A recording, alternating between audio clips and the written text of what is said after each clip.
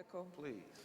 How many of you out there deal in work environments where you have to recruit and maintain clientele, customers, or whatever? There's quite a few of you.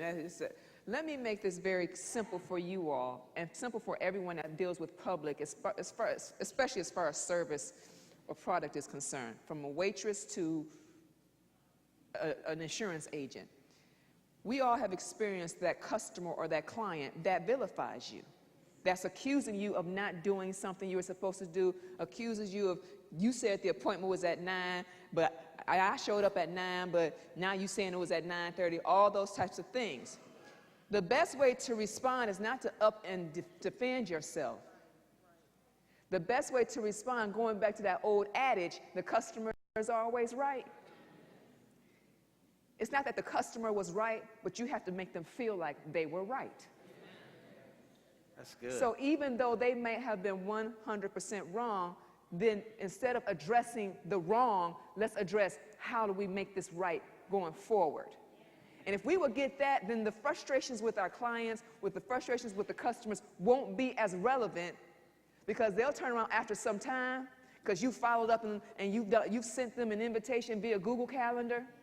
No, I text you what time the appointment was. Look at, that's when it's time to say, okay. And then they'll start seeing themselves, and then they owe you because they realize you've been dealing with my trifling butt for a while. Now, let's transfer that over into marriage. When I say, honey, this is what's wrong, I didn't like the way you did that. Hold on. That's just your emotions all out of whack. But how many times do I have to keep telling you that at some point my emotions should mean something to you? Everything with you is always how many times and I always.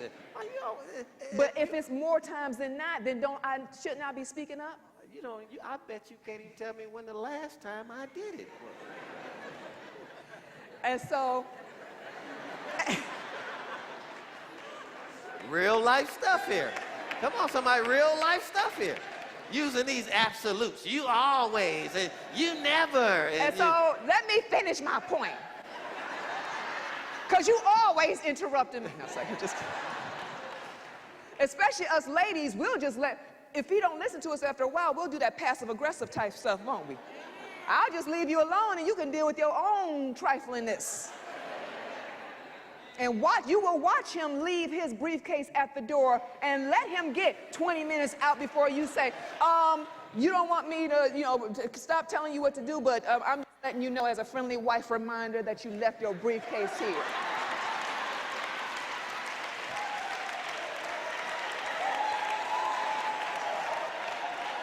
But I don't like nobody telling me what to do. Watch this. I didn't leave it there. I didn't need it today. I didn't really need it today.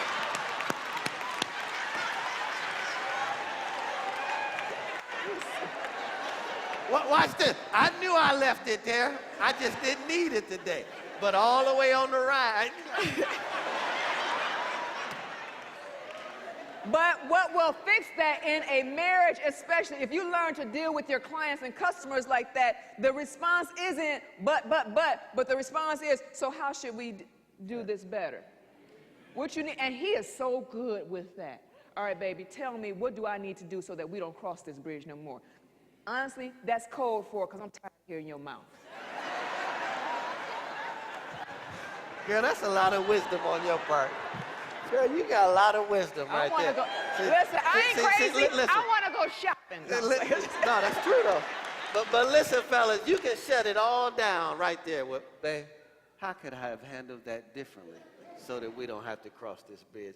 It just calms her down. I mean, just like, well, for some of y'all, for some of y'all that might have been used to it being a certain way, it might take her a moment to adjust. Because she won't. What did you just say? Because she's got line 2, 3, and 4 already in the oven, and she's just ready to throw them at you. Okay, babe, go ahead.